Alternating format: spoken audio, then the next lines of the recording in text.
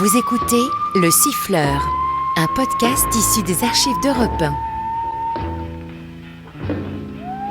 Alors, commissaire Le Charme, cette permanence, dans ton bureau bien calfeutré de la PJ, avec ce bon chauffage central et les pieds au sec sur ton carré de moquette, elle ne se passe pas si mal que ça, cette permanence. 2 heures du matin, plus que 4 heures, et après tu es libre, libre pour 15 jours. Des après-ski.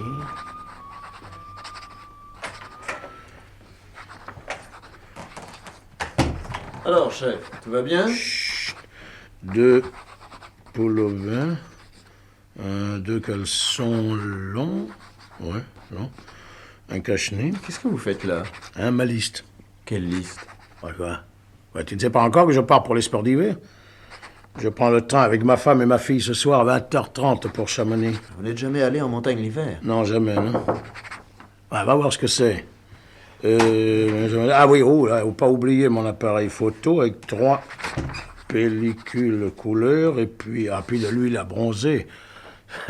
Il paraît qu'à midi, il fait 30 degrés. Chef, il y a une femme qui veut vous parler. À cette heure-ci? Elle dit qu'elle a une chose très importante à vous révéler. Bon, qu'elle entre. Entrez, madame. Mademoiselle Véronique Durban. Bon, asseyez-vous. Non, pas la peine, monsieur le commissaire. Allez vite, 45 bis rue de Civry à Auteuil. Oui, c'est un petit hôtel particulier. La porte donne directement sur la rue. Un peu plus loin, il y a une double porte qui ouvre sur le jardin où les invités garent leur voiture. Et puis mettez aussi des agents devant cette porte-là. Que personne ne puisse se sauver. Parce que? C'est l'hôtel de Michel Vezzani. De 10h du soir à 1h du matin, je suis restée dans l'ombre à noter les gens qui entraient. Tenez, voilà leur nom. Arrêtez-les tous, qu'ils en soient privés aussi, comme à moi. Pourquoi moi seulement? Mais privé de quoi? Allez là-bas, vous verrez. Moi, j'en peux plus. Et je ne veux pas, vous comprenez? Je ne veux pas devenir folle. Qu'est-ce que... Non, mais elle est cinglée. Elle s'est tuée? Attends. Non. Non, tu vois, la première balle est allée se loger dans le mur et... Non, la seconde a éraflé la boîte crânienne. Non, elle n'est qu'évanouie. Hein. Bon, dis donc, elle demande à Rousseau de s'occuper d'elle tout de suite. Elle l'a gardée ici jusqu'à notre retour. Allez, nous, on file rue de Civry. Téléphone au commissaire de la... C'est à Chardon-Lagache. Qu'il envoie là-bas un quart. Mais attention, il faut appairer en douce. Quand une femme se fout de balle dans la peau, ça peut être sérieux, ça.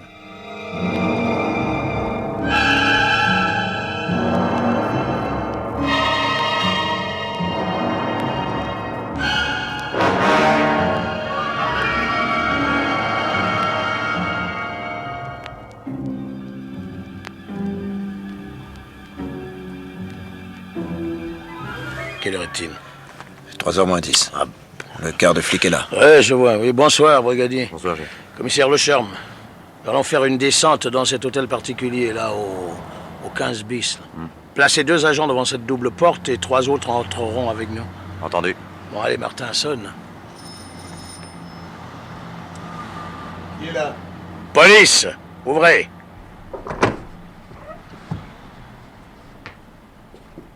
Michel Vezzani, c'est vous?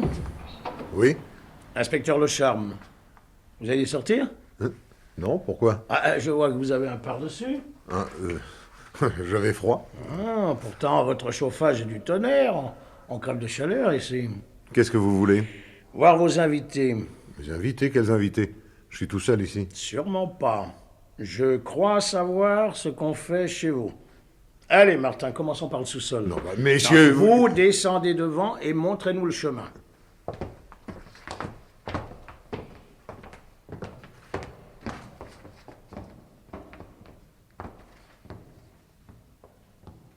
Martin, pousse cette porte. Je l'aurais juré. Décor oriental, petit matelas, cigarette. C'est marijuana. Du chanvre indien, ça. Je reconnais l'odeur.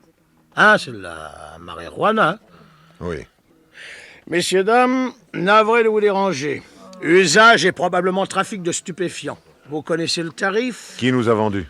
Une certaine Véronique Durban. La garce. Elle fumait avec vous et vous l'avez laissé tomber, n'est-ce pas? Non, C'était mon amie, mais elle m'amusait plus. Oui, et du jour au lendemain, comme ça, elle s'est trouvée sans cam. Eh oui. Et sans argent. Probablement, oui. Avant de devenir folle, elle est venue me parler de vous. Puis elle s'est tirée 2 balles dans la tête. Quoi? Comment? Elle est morte? Oh, maintenant qu'elle ne vous amuse plus, qu'est-ce que ça peut vous faire? Martin, fouille-moi ce monsieur.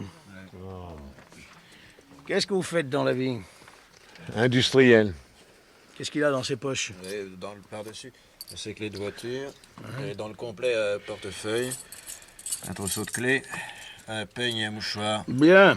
Brigadier, aurait eu à me vider les poches de toutes les autres personnes que je vois là. Tiens, Martin, voilà la liste que nous a remise l'ancienne amie de monsieur. Ils doivent être 8 en tout.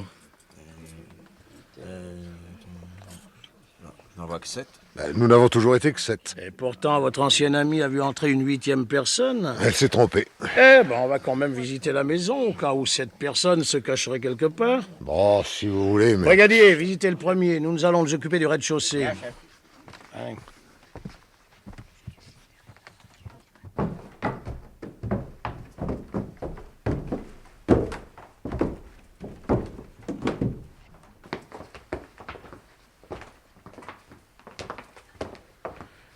Ici, qu'est-ce que c'est? Ma chambre. Oh, personne. Dans les placards, Martin? Rien. Cette porte, hein? C'est la salle de bain.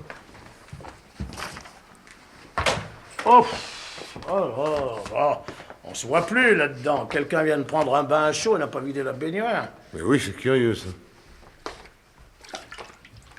Dis donc, mais... Elle sent drôle, cette eau, là. Comment? Quoi, mais ma parole, on y a versé du whisky? Regardez, chef. Quoi? Voilà la bouteille. Elle est vide. Elle a roulé sous la baignoire. Oh, oh, oh. Qu'est-ce qu'il y a? Sous la baignoire, il y a aussi un sac de femme. Ah, montre un peu. Sac de hein. femme.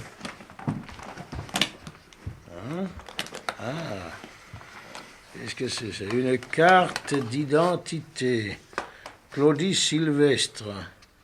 Elle est sur la liste? Oui, oui, oui, oui.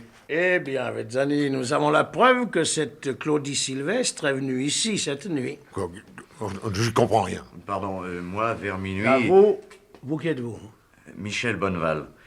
Je disais que vers minuit, j'ai vu une femme. Oui, elle est entrée dans le sous-sol où nous étions. Elle a pris une bouteille de whisky et elle a disparu. Visiblement, elle avait déjà beaucoup bu. Elle a dû monter jusqu'ici et vouloir prendre un bain. Vous savez ce qui peut arriver dans la tête d'une femme dans cet état-là? Non, monsieur Bonneval, vous la connaissiez, cette Claudie Sylvestre? Non, c'est la première fois que je la voyais. Monsieur le commissaire, au-dessus, il n'y a absolument personne. Bon, ça va. Qui a ouvert à cette Claudie Sylvestre? Ah, je ne sais pas. Mais moi non plus, je sais pas. Alors, elle est entrée toute seule dans cette maison, elle s'est volatilisée comme par enchantement. Dites donc, mais vous allez continuer longtemps, me prendre pour un imbécile? Cette femme a disparu. Nous avons ici son sac, ses papiers et ses clés. Qu'est-elle devenue? Je ne sais pas. Moi non plus. Vous ne voulez rien dire? Eh ben, c'est parfait. Martin, va me chercher dans la cuisine une bouteille propre. Tu la plongeras dans la baignoire pour emporter un peu de cette eau qui pue le whisky. Allez, à exécution. Allez. Bon, dans la chambre, il y a le téléphone. Mais oui, il y a le téléphone. Permettez.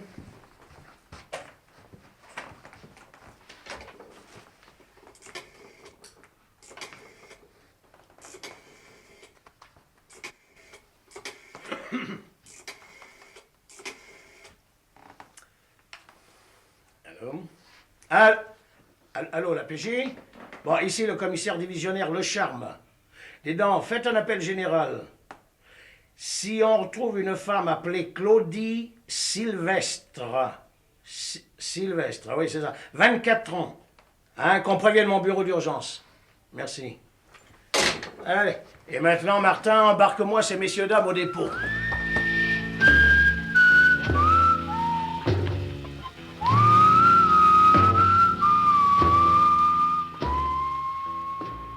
Pauvre commissaire Le Charme.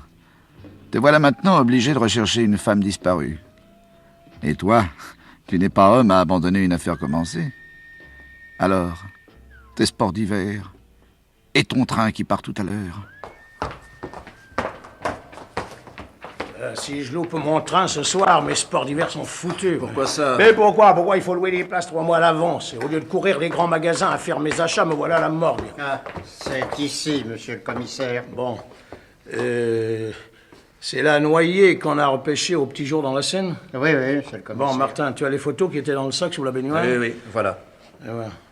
Bon Dieu, oui, c'est elle, ça, y a pas d'erreur, c'est bien elle, regarde. Oh, sans aucun doute. Allez, appelle-moi le médecin légiste au téléphone. Lequel? Lequel? Le docteur Benoît. Il n'est que 7 heures et il dort peut-être encore. Mais est-ce que je dors, moi?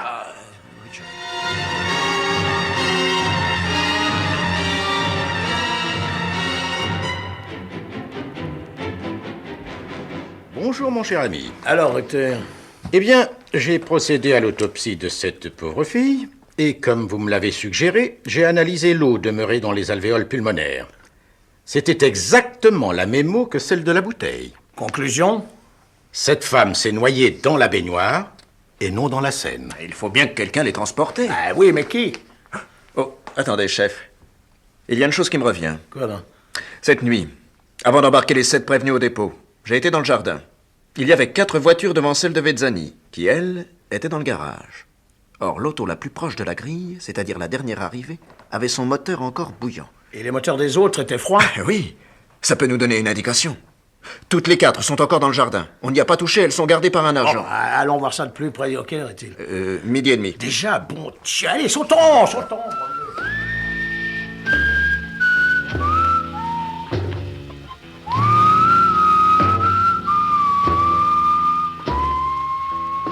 Alors, commissaire, tu étais à la recherche d'une femme disparue.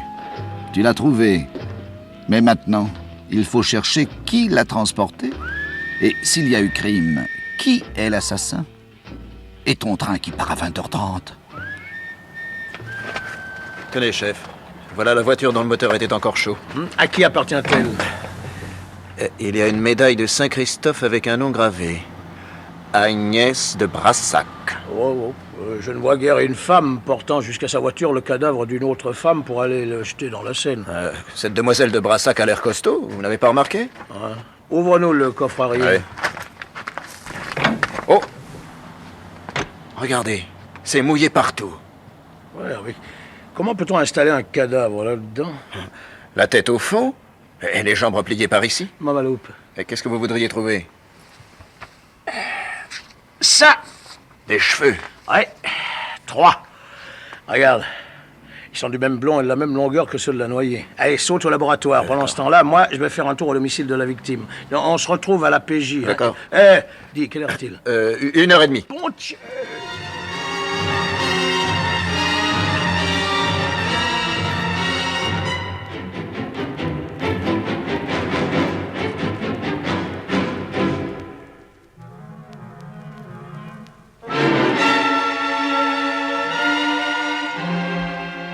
Cette pauvre mademoiselle Sylvestre. Quand elle prenait son courrier dans ma loge, elle me disait toujours quelque chose de gentil. Ah, je ne peux pas me faire à l'idée que je ne la reverrai plus. C'est des factures, des contraventions, des coupures de presse. Quel désordre. Elle avait un métier? Elle écrivait des romans. Elle voyait beaucoup d'hommes? Jusqu'à il y a 15 jours, ça a été le même pendant 2 ans. Mais depuis 15 jours, c'en est un autre. Il a la soixantaine, mais c'est quelqu'un de très bien, avec voiture, chauffeur, enfin, vous voyez le genre, quoi. Tiens, voilà une petite lettre intéressante. Oui, si tu n'es pas décidé à plaquer ce vieux et à me revenir, je me vengerai pour l'éternité. Signé Michel. Pour l'éternité. Ça m'a tout l'air d'une menace de mort, ça.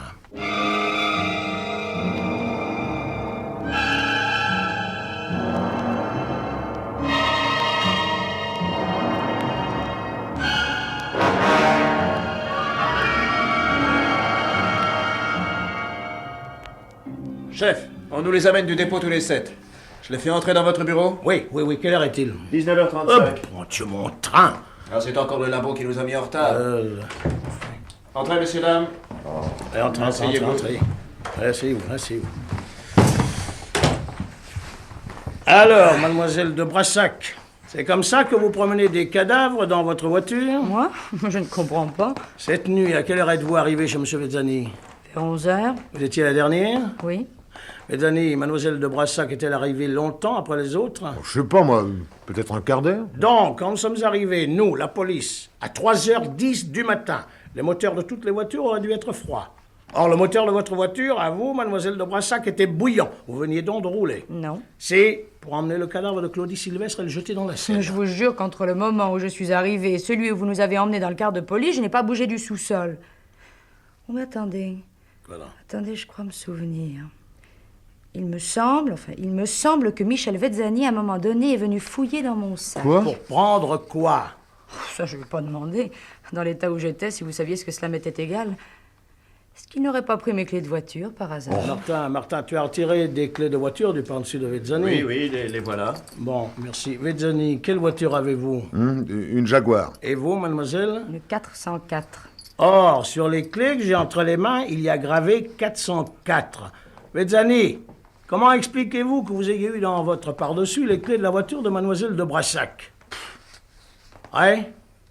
Eh bien, moi, je vais vous le dire.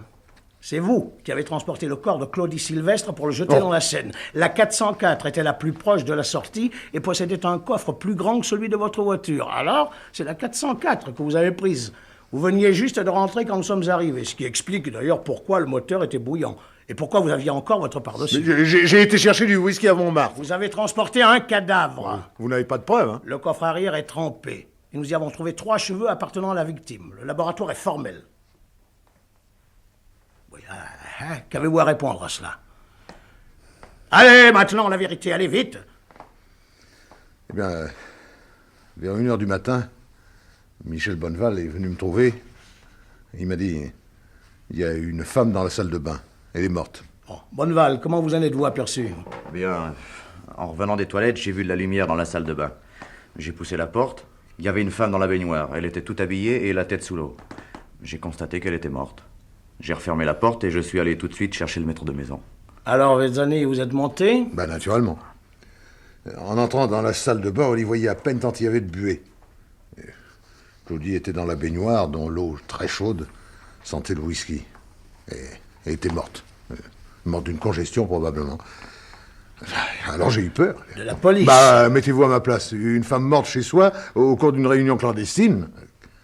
Alors, je l'ai sortie de l'eau et j'ai été jusqu'à la Seine. Et si elle n'avait été qu'évanouie? Non. Bonneval a fait ses études de médecine. Il sait ce que c'est qu'une morte.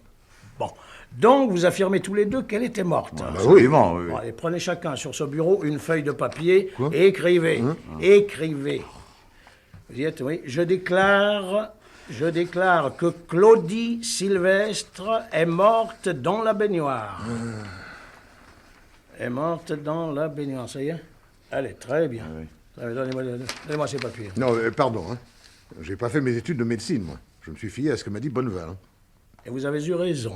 Il ne s'est pas trompé. Quand vous avez emmené le corps, Claudie Sylvestre était bien morte. Bonneval le savait d'autant mieux que c'est lui qui a maintenu la tête sous l'eau. Qu'est-ce que vous racontez? Vous avez menti, Bonneval, quand vous avez dit que vous ne connaissiez pas Claudie Sylvestre. Elle était votre maîtresse depuis 2 ans. Et elle vous avait quitté pour un type plus riche que vous. Vous lui avez écrit une lettre signée Michel pour la supplier de revenir. Cette lettre, tenez, la voici.